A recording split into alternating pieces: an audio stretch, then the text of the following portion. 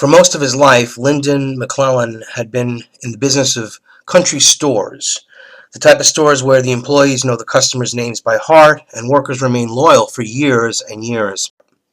Business has been good for McLELLAN. "It's my livelihood," he told the Daily Signal. "This is all I know how to do. I'm 50 years old, and if I had to do something else, I'd probably be in trouble. This is what I was brought up in. This is all I know." What McLELLAN didn't know, though, was that the federal government could come in and take away what he'd worked so hard for. On a summer day last July, McLELLAN, who hadn't yet arrived at the store, received a phone call from one of the employees summoning him to the L&M. More than a dozen federal agents had flooded into his business, officers from North Carolina's Alcohol and Law Enforcement, the Police Department, and the Federal Bureau of Investigation, and they were asking for him. When McLELLAN arrived at the store, he met two federal agents dressed in suits who asked to speak with him in private. McLELLAN led the agents to L&M's stockroom, where they asked him if he knew of the term structuring. He had no idea. The federal agents then showed McLELLAN paperwork that included deposits to the store's accounts at Lumbee Guaranty Bank. The statement showed two deposits made within a 24-hour period totaling $11,400. The statements, they say, indicated he had a history of consistent cash deposits of less than $10,000, which is illegal. Then the agents told the small business owner something that shook him to his core and should shake all of us to our core, ladies and gentlemen. The federal government, the Internal Revenue Service criminals, had seized all of the money in L&M's bank account, $107,702.66. They even took the change, ladies and gentlemen. It's unbelievable, but this is what's going on in America. This is not an uncommon thing. Though he didn't know it at the time, McLELLAN committed structuring violations when making cash deposits of less than $10,000. McLELLAN himself doesn't handle the deposit. That's his niece's responsibility. And a bank teller had previously advised her to make the deposits of less than that amount. If cash deposits totaled more than $10,000, the bank had additional paperwork to file, the teller said. How nice. So the teller helped the feds in their app basically to ultimately take this gentleman's savings, his business's savings. $107,000 is no joke. No joke. Structuring laws were originally put into place to catch drug trafficking and money laundering, but more and more instances have arisen where innocent Americans have committed structuring violations without even knowing it. For unknowingly committing a crime, a structured violation, the government seized all of the money in McLELLAN's bank accounts by using a section of civil asset forfeiture laws that regulate cash deposits. Now, I'm a little more concerned with the reason why they're going after, middle-income America again, when Wachovia and Wells Fargo were fined a mere $200 million, none of their assets seized, for laundering $379 billion of drug money. Bank of America has been caught as well. All of the banks. Why do we not seize their assets? Why do we not demand that all of the assets of these banks be seized and pay our national debt? Or better yet, distribute all the money. They want to have wealth distribution? Distribute the money to every American evenly. How about that? Civil asset forfeiture is a procedure that allows law enforcement to seize property if it's suspected of being related to a crime. The practice began decades ago with phony good intentions. However, now, and this is something that is not reported in the lamestream news, law enforcement agencies have been using civil asset forfeiture to seize property and money for profit. Racketeers! They're racketeers. They're criminals. They are criminals. In recent years, seizures executed because of structuring violations have increased dramatically. In 2005, the IRS made just 114 structuring seizures. By 2012, that number had risen to 639. 6 times the amount. In recent years, seizures executed because of structuring violations have increased dramatically. In 2005, the Illuminati Revenue Service made just 114 structuring seizures.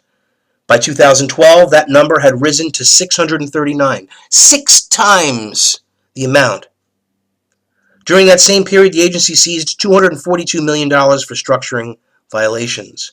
While banks must submit reports to the Department of Treasury for cash deposits of more than $10,000, the government also receives suspicious activity reports on deposits below that threshold. It's likely the government received a suspicious activity report detailing McLellan's deposits, which is how he came into the government's radar. Unbelievable. The IRS frequently teams up with law enforcement to look through suspicious activity reports. By seizing property and money through the Department of Justice Equitable Sharing Program, the law enforcement agencies share in the proceeds of the forfeiture. The IRS deputizes these local law enforcement officers to go through suspicious activity reports and to identify cases where people are subject to forfeiture. In other words, let's find some people we can steal all their assets from, further diminishing the population of the middle class, bringing them into poverty and hardship so the elite can continue to grow their wealth, which continues unabated despite all of these lying liberals like Hillary Clinton, multi-millionaire Hillary Clinton saying, oh, we're trying to help the poor and the middle class. They're trying to help themselves, ladies and gentlemen. Make no mistake about that. The government has a financial incentive to broadly apply these forfeiture laws, so said McLellan's attorney, a lawyer for the Institute of Justice, Robert Johnson. When an agency like the IRS takes money under the forfeiture laws, that money goes back into the pockets of the agency and is available to the IRS to fund law enforcement activities without appropriation from Congress. It's a powerful incentive for law enforcement to abuse civil forfeiture laws. Remember how they're all saying you're going to have to wait for your refund because of the cuts to the IRS? Let's end the IRS. We don't need the IRS. We had a Treasury Department. We don't need the Federal Reserve. We don't need any of this. We can print money made out of nothing without interest. Not as they charge interest and then add to our debt. The Federal Reserve and the IRS are nothing but collectivist organizations owned by the global elite.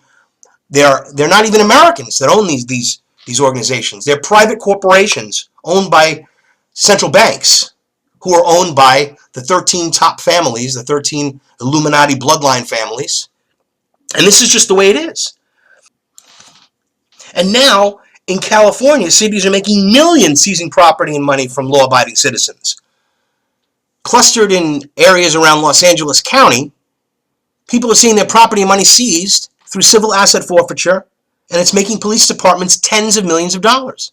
California has safeguards in place to protect innocent people from the harmful practices of civil asset forfeiture. However, a new report from the Drug Policy Alliance found that such measures haven't stopped law enforcement agencies from using federal forfeiture laws to circumvent state policies. The Drug Policy Alliance, an organization focused on drug policy reforms, examined the cities that lead California in seizures per capita. The cities: Baldwin Park, Beverly Hills, what a shock, Gardenia, Irwindale, Laverne, Pomona, Southgate, Vernon, and West Covina are all located around Los Angeles County and collected more than $43 million in revenue from forfeitures between 2006 and 2013.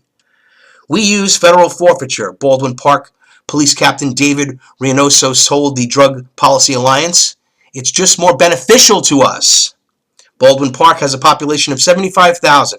And it collected $4.9 million in federal forfeiture revenue from 2006 to 2013 and participated in 565 seizures between 2008 and 2013.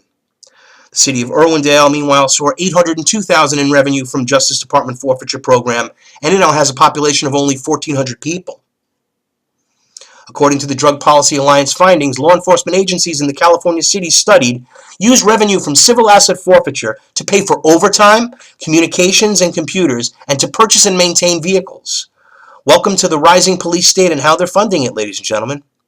It's not bad enough that the military is giving all their surplus to the cities, and we have police departments that look like we look like a third world country now. If somebody the SWAT team arrives and they're all dressed in army fatigues, all ready to battle with the people, against the people. We have an incredible increase in all of this tactical warfare against the American people, and now they're preparing for the Jade Helm 15. And even the media is trying to like downplay it and call us all crazy for being concerned about this. Well, are you concerned about this? Are you concerned about all this forfeiture of property that has no justification, that circumvents laws, that is in violation of the Constitution, first of all? But again, this is nothing new.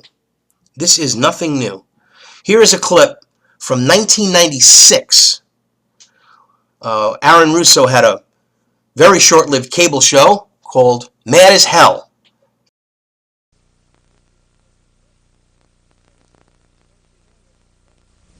Recently, the Associated Press reported the results of a national poll asking Americans if they trusted their government.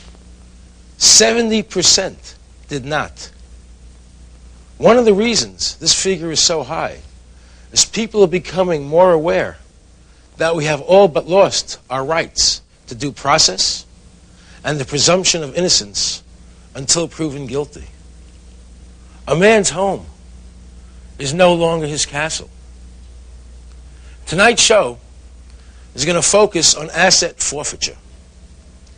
Using that catchphrase, government agencies can lawfully storm your residence and seize all your assets. That includes your home and your bank accounts. Last year there were over 250,000 asset forfeitures. That's 5,000 every week. And 80% of those victims were never charged with a crime, much less proven guilty of anything. And in some cases, people were even killed in the process. Captain DeWitt here. Yeah. I'm on a search warrant with the Hidden Hills crew on this marijuana eradication thing. Yes. And they just, looks like 927D here. At the location? Yeah. Somebody there? No, we put him down. We killed him? Yeah. It's scary, you know. I never, ever would have thought that I would witness my husband executed, literally executed, third world country style. Donald Scott died in his living room on October 2nd, 1992, gunned down by police. Now, his widow says that Donald was the victim of a law that makes the seizure of private land so financially attractive to law enforcement agencies that they have begun to assume private citizens guilty till proven innocent. The story begins here at Trails End Ranch, 200 acres in Malibu, California. Current value, $5 million. Landowner Donald Scott was a multi-millionaire due to a family inheritance. He was handsome, prosperous, and married to Frances Plant, a woman half his age. But their passion for each other blinded them to age differences. I would tell him he's 61 going on 16. He had so much energy, and he was just so much fun to be around. We had the best time. We just had a ball. I don't think any two people have ever been happier.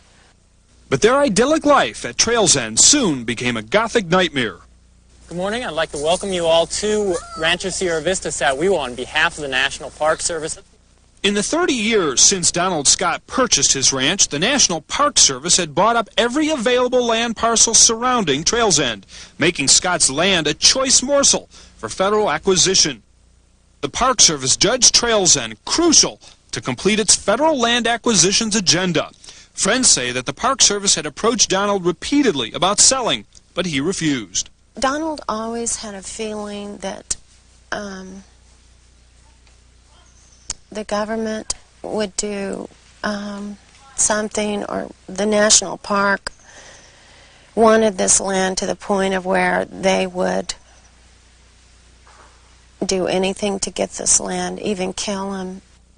Ironically, Scott predicted his own death, but it was not by the Park Service. 2 years ago, the LA County Sheriff's Department claimed they had received an anonymous tip about Trails End Ranch. Captain Larry Waldy ran the narcotics unit at the time. We then got a tip from a reliable informant that, in fact, that marijuana, large amounts of marijuana were growing there. It was 1993. LA County was in fiscal crisis. Law enforcement budgets were scant, and like other agencies, the Sheriff's Department was scrambling for extra funds. More and more, they were forced to rely on the proceeds of drug busts to supplement crippled budgets. In effect, our civil servants became revenue producers. Discovering drugs on private land allows a law enforcement agency to seize the property, sell it, and take the profits. That is called asset forfeiture. It is highly controversial in that it gives an incentive to law enforcement agencies to say that drugs exist, to pretend that drugs exist, even when there aren't any.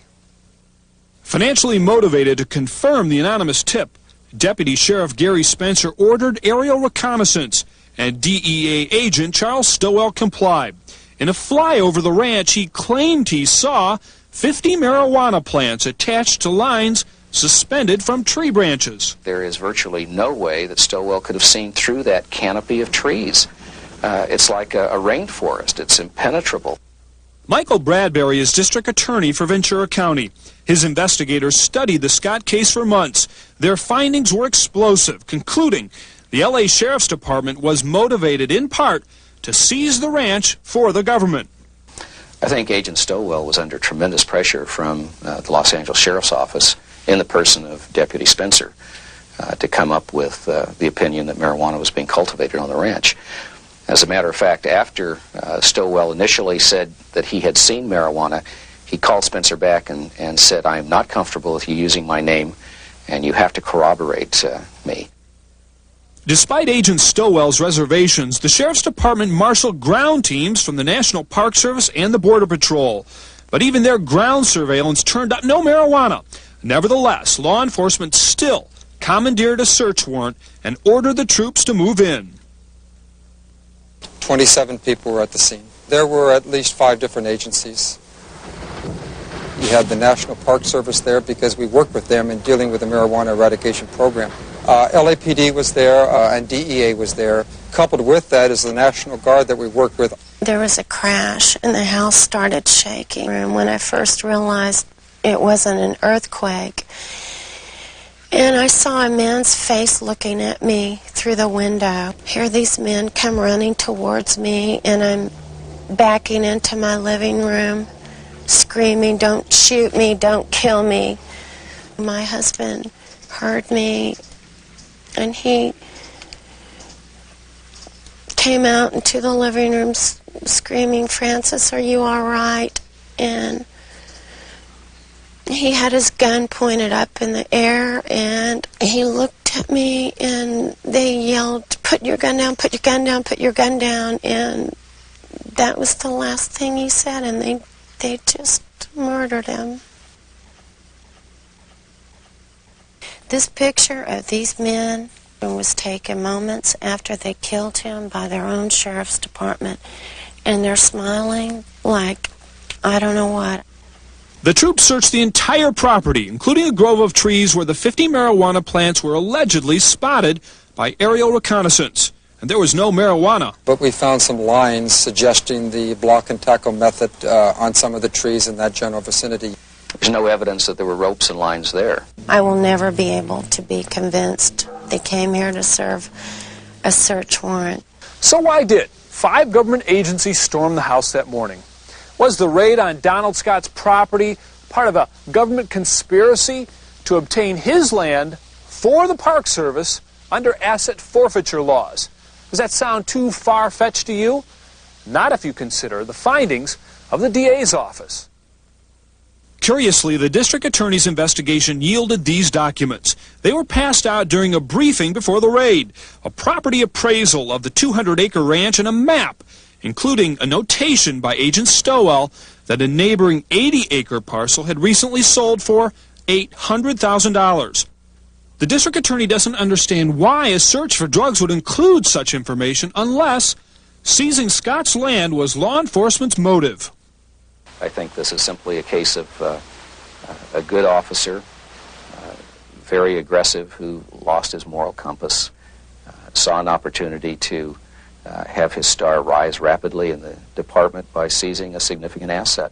In fact, current Park Service land acquisition policies across the United States are under scrutiny. considered heavy-handed and in some cases illegal. As for Donald's murder, Frances insists that her husband was in the process of lowering his gun when he was shot. It was just pointed up in the air. He didn't have a chance to obey their deadly command of put your gun down anyway.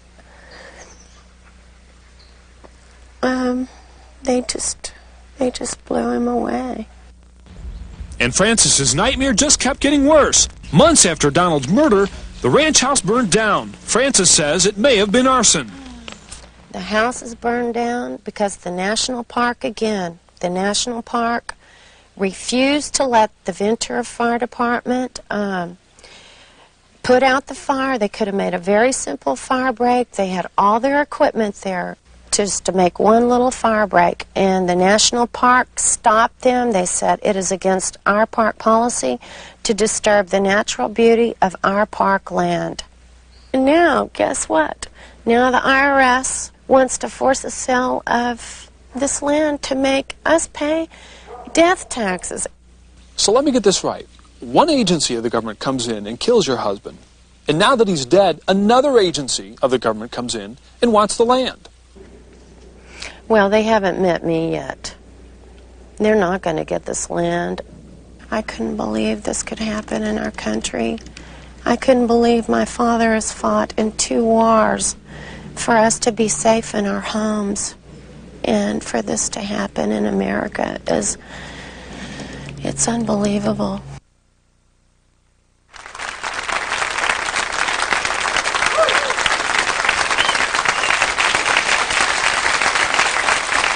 That piece was absolutely frightening.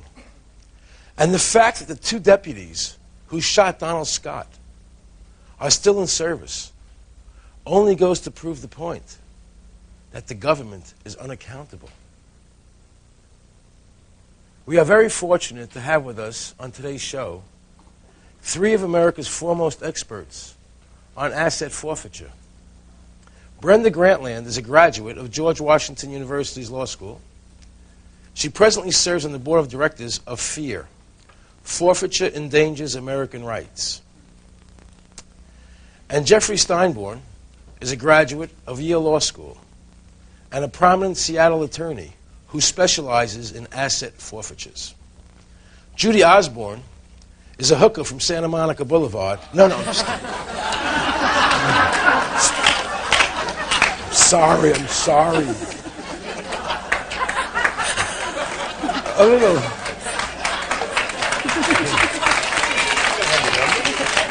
You have your asset seeds for that. Have your asset seeds for that too. There you go. Judy Osborne is the author of Spectre of Forfeiture. She defeated the government's attempted forfeiture of her home and now edits the FEAR Chronicles.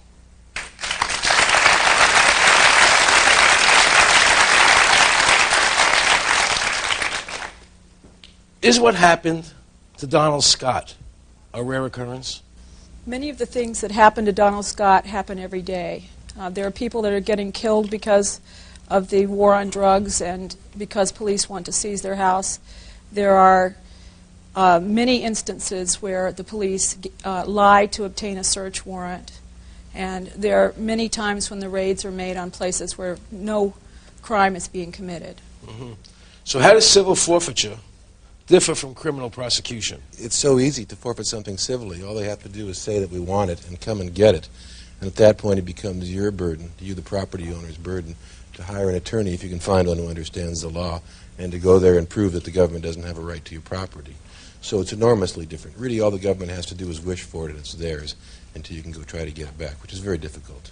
Wait, are you saying to me that under civil forfeiture the government doesn't have to prove anything? No. There's no due process of law? No, that's correct. That's what I'm saying. So they can seize your property based on hearsay, and hearsay is really nothing more than a police officer standing in front of a judge and swearing to something for which he's not accountable.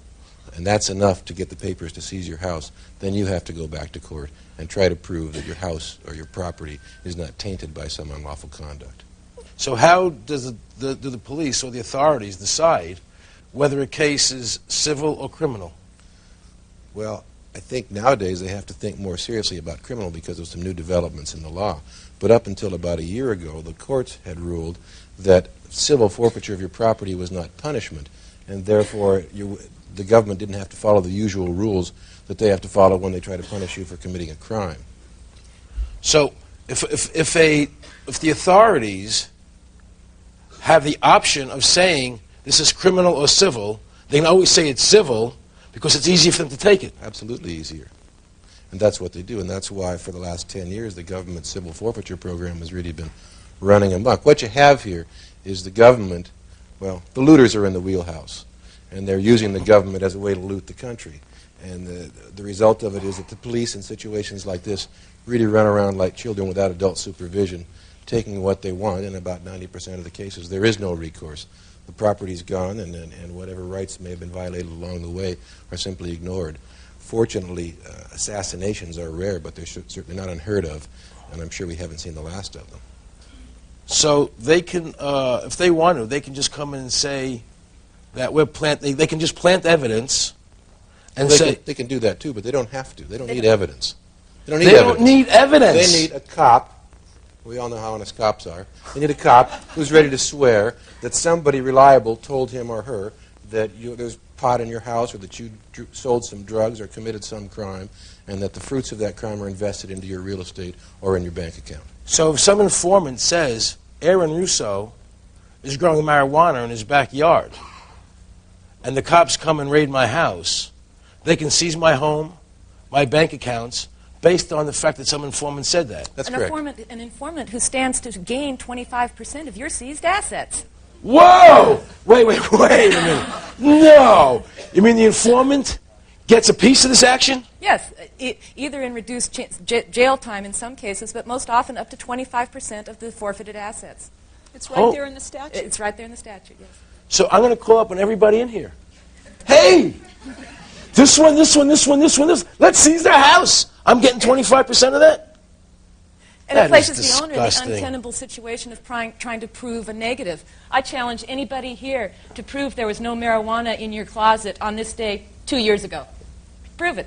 That's the scary part about it, and what's happened. You know, Aaron, we've been talking about the Constitution, but this demonstrates very clearly the Constitution is what the judges say it is. And if the judges say this is constitutional, then it is.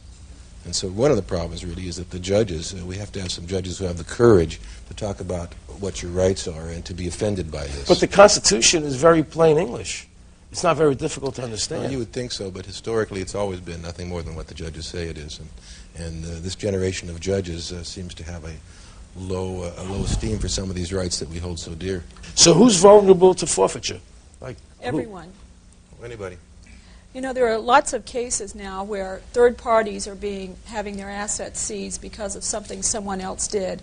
Say a landlord-tenant situation, for example. You may own an apartment building and someone living in your apartment may be selling drugs. The police will come to you and say, get that tenant out of there within 2 weeks or we'll take your property. And you go to your lawyer, you find out that the local landlord-tenant law requires you to give your tenant due process.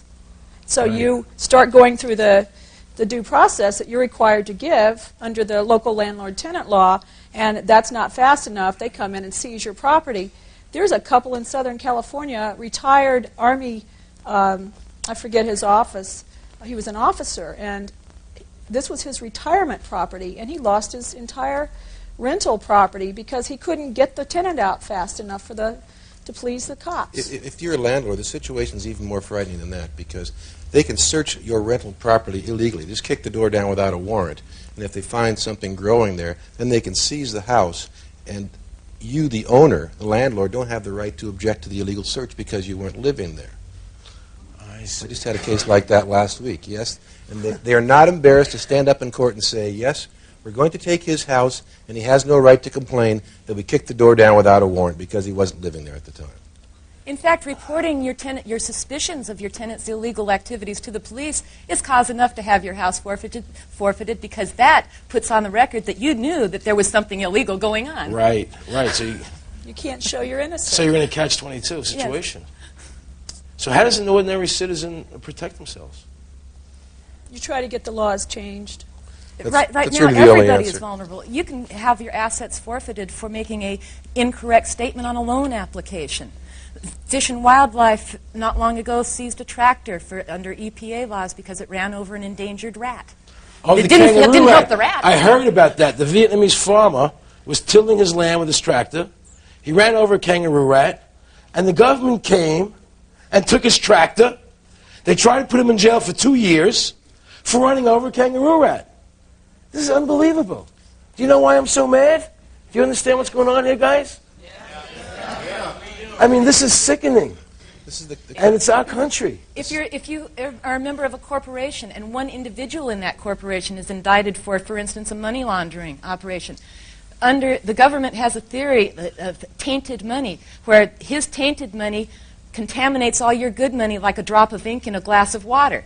And so therefore the whole corporation's assets can be forfeited based upon the alleged illegal activity of one member. What is this about legal fiction, that property has no rights so they can take it? How does that work? Can somebody tell me? This is a very old concept that goes back to biblical times, basically. If an object, it's called deodond, if an object is used to kill a man, then like a sword is used to kill a man, then they would say, well, that sword was guilty and we're going to take it away from the owner and destroy it. And the owner's rights in it disappear. And they're using that fiction. It's a lie. A fiction is a lie. But as an example, I heard about a man who lost his airplane because he said the airplane had no rights. It doesn't matter if the man owned the airplane. The airplane has no civil rights, so we can just take it. Or we can take his car, or we can take the money, because property has no rights, ignoring the fact that people who own the property have the rights of ownership. Right. That's the legal fiction, am I correct? Right. Explain to me about the 30 days, how that works.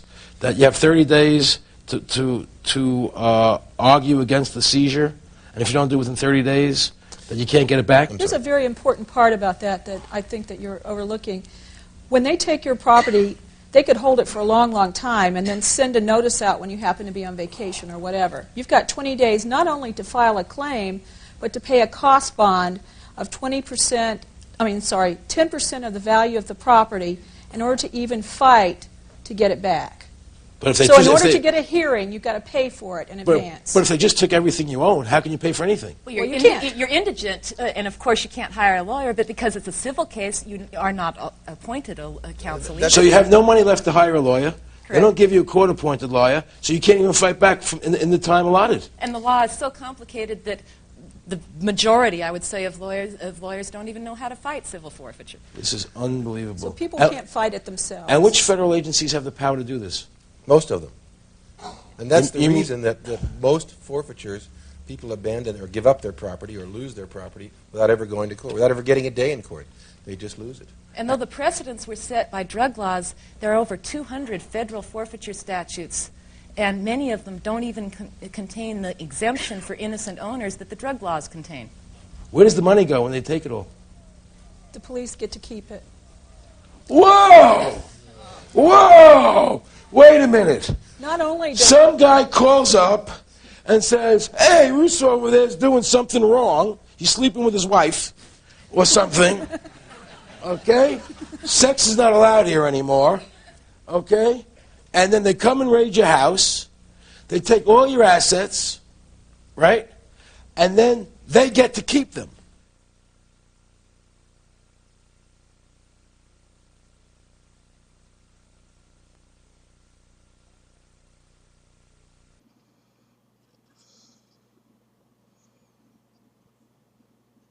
Nationwide, more than $433 million was distributed to state and local law enforcement agencies through the Department of Justice's Equitable Sharing Program last year alone.